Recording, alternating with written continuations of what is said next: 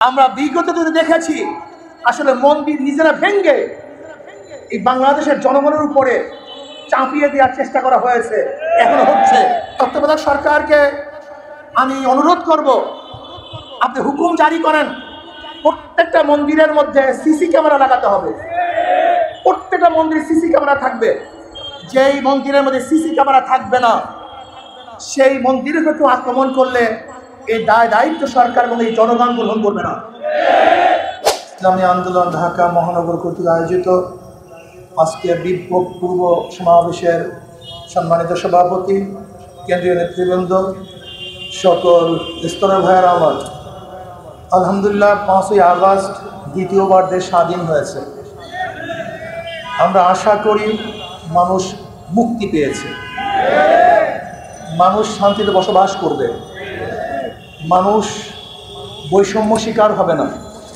যে আন্দোলনের মূল দাবি ছিল বৈষম্য বিরোধী আন্দোলন, এখানে বৈষম্য থাকবে না। আমি বর্তমান তত্ত্বাবধায়ক সরকারকে বলবো, যদি আপনি বৈষম্যতা রক্ষা না করেন, সবাইকে সমান অধিকার না দেন, তাহলে আপনার বিরুদ্ধেও কিন্তু এই জাতি আবার খুশি উঠবে।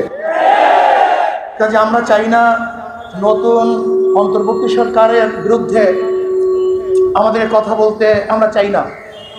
আমরা চাই যেই দাবিকে সামনে নিয়ে মানুষ রক্ত দিয়েছে, জীবন দিয়েছে, সেই দাবি বাস্তবায়ন হোক। মানুষ সাম্য, মানবিক মর্যাদা, সামাজিক ন্যায় বিচার প্রতিষ্ঠিত হোক। এই দেশ ষড়যন্ত্র থেকে মুক্তি লাভ করুক, নিরাপদ থাকুক। যারা অন্যায় করেছে, জুলুম করেছে, তাদের বিচার হোক।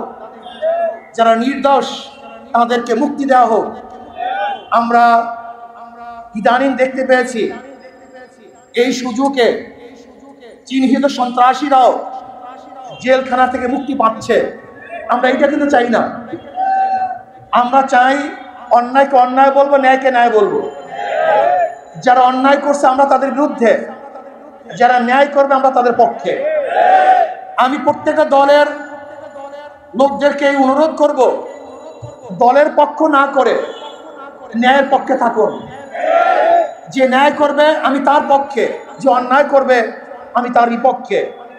যদি এই নীতি ও আদর্শ লালন করে আমরা চলতে পারতাম, তাহলে দেশের অবস্থা এরকম হতো না। আপনারা দেখেছেন যারা বিবেকবান মানুষ, যারা মানুষ গড়ার কারিগর, সেই প্রতিষ্ঠানগুলির প্রধানদের অবস্থা কি দেখেছি আমরা, ভিসিদের অবস্থা কি দেখেছি, প্রফেসরদের অবস্থা কি দেখেছি। নীতি বিবর্জিত এক দল সম্প্রদায়কে আমরা দেখেছি, যারা বিগত সরকারের হাজারো অন্যায়কে সাপোর্ট দিয়েছে, যারা বিগত সরকারের হাজারো খুনকে গোপন করেছে, যারা বিগত সরকারের হাজারো জুলুমকে মাটি চাপা দিয়েছে। এটা বিবেকের কাজ নয়। যদি সেই সময়টি আমরা সবাই অন্যায়ের বিরুদ্ধে রুখে দাঁড়াতাম, অন্যায়ের প্রতিবাদ করতাম, তাহলে আজকে শেখ হাসিনা ফেরাউনের দরজায় পুষত না। সে অনেক আগে সংশোধন হয়ে যেত। কিন্তু আমরা তাদের এই জুলুম অত্যাচারকে স্বীকার করার কারণে আজকে শেখ হাসিনা এবং তার দলের অবস্থা এই পর্যন্ত পুষছে। আজকে যারা অন্তর্বর্তীকালীন সরকার আছেন, আমি অনুরোধ করব,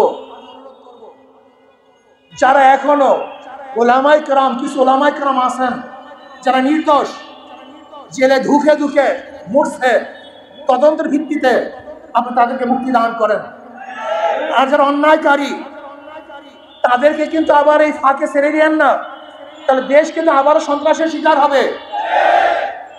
আজকে বিডিআর হত্যায় বহু বিডিআর যারা অন্যায়ের সাথে জড়িত ছিল না, যারা অন্যায় করে নাই, গুলি চালায় নাই, এবং হাজারো বিডিআর আজও জেলখানায় ঢুকে ঢুকে মরছে। আমি অন্তর্বর্তীকালীন সরকারকে বলবো, আপনি আবারও দ্বিতীয়বার শেখ হাসিনা সরকার সময় যে বিডিআর ভাইদেরকে অন্যায়ভাবে সাজা দেওয়া হয়েছে, তাদের ব্যাপারে আবার রিএক্সামিন করে তাদেরকে, যারা অপরাধের সাথে জড়িত না, তাদের মুক্তি দেওয়ার ব্যবস্থা করুন।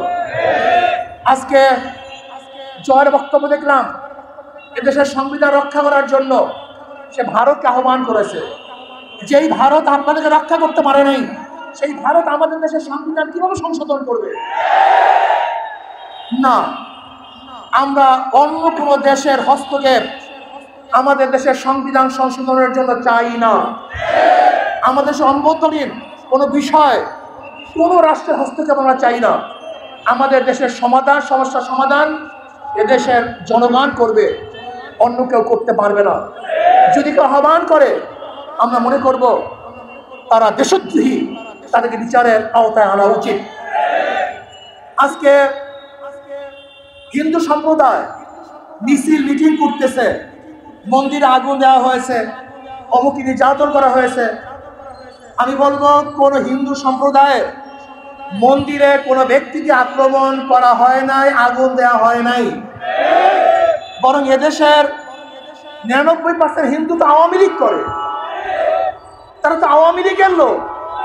আওয়ামী লীগের হাজারো মুসলমানদের উপরে যদি আক্রমণ হলে সেটা সাম্প্রদায়িক আক্রমণ না হয়, আওয়ামী লীগের কারণে হিন্দুদের উপর আক্রমণ করলে সেটা সাম্প্রদায়িক হবে কেন?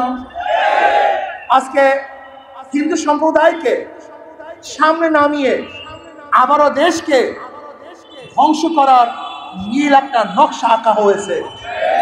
আমি অনুরোধ করব তত্ত্বাবধায়ক সরকারকে, আমি অনুরোধ করব আপনি হুকুম জারি করেন, প্রত্যেকটা মন্দিরের মধ্যে সিসি ক্যামেরা লাগাতে হবে। প্রত্যেকটা মন্দিরে সিসি ক্যামেরা থাকবে। যেই মন্দিরের মধ্যে সিসি ক্যামেরা থাকবে না, সেই মন্দিরের কেউ আক্রমণ করলে এই দায়িত্ব সরকার এবং এই জনগণ গ্রহণ করবে না। আমরা বিগত দিনে দেখেছি আসলে মন্দির নিজেরা ভেঙ্গে এই বাংলাদেশের জনগণের উপরে চাপিয়ে দেওয়ার চেষ্টা করা হয়েছে, এখনো হচ্ছে। এর জন্য আমি অনুরোধ করব প্রত্যেকটা মন্দিরের মধ্যে সিসি ক্যামেরা লাগানো হোক। আর একটা কথা মনে রাখতে হবে, আমরা সমস্ত সম্প্রদায়ের ভাইয়েরা একত্রিত হয়ে দেশকে করতে চাই, আমরা তাদেরকে মূল্যায়ন করতে চাই। এর জন্য আমি মনে করি বাংলাদেশের প্রত্যেক ধর্মের পার্সেন্টেজ অনুযায়ী, তাদেরকে চাকরি দেওয়া হোক। হিন্দু যত পার্সেন্টেজ তাদেরকে সেই পরিমাণ চাকরি দেওয়া হোক। বৌদ্ধ যেই পরিমাণ পার্সেন্টেজ তাদেরকে সেই পরিমাণের চাকরি দেওয়া হোক। খ্রিস্টান যেই পরিমাণ পার্সেন্টেজ আছে তাদেরকে সেই পরিমাণের চাকরি দেওয়া হোক। এবং মুসলমানের সংখ্যা যেই পরিমাণ ওই অনুযায়ী তাদেরকেও চাকরি দেওয়া হোক। প্রিয় ভাইয়ের আমার, আজকে দেশকে দ্বিতীয়বার ধ্বংস করার চক্রান্ত করতেছে।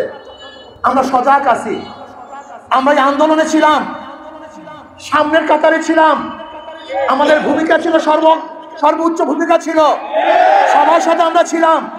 দেশ রক্ষার জন্য আমরা ইনশাআল্লাহ আসি, থাকবো ইনশাআল্লাহ। কাজী কোনো ষড়যন্ত্র থেকে আমরা কোনো অবস্থায় চোখ বুঝে থাকবো না, নীরব থাকবো না, ঘুমিয়ে যাব না, বরং সজাগ থাকতে হবে। কাজে আসুন আমরা দেশকে রক্ষা করার জন্য সামনে অগ্রসর হই, এই দেশকে বাঁচাবার চেষ্টা করি, দেশকে সুন্দর করার চেষ্টা করি। আর ছাত্রদেরকে বলবো যে খবরদার, আমাদের কর্মকাণ্ডে যেন মানুষ আমাদের উপরে অসন্তুষ্ট না হয়, সে চিন্তা আমাদের করতে হবে। আল্লাহ আমাকে এবং আমাদের সবাইকে কবুল করে নেন। এখন আমরা মিছিলে অংশগ্রহণ করি।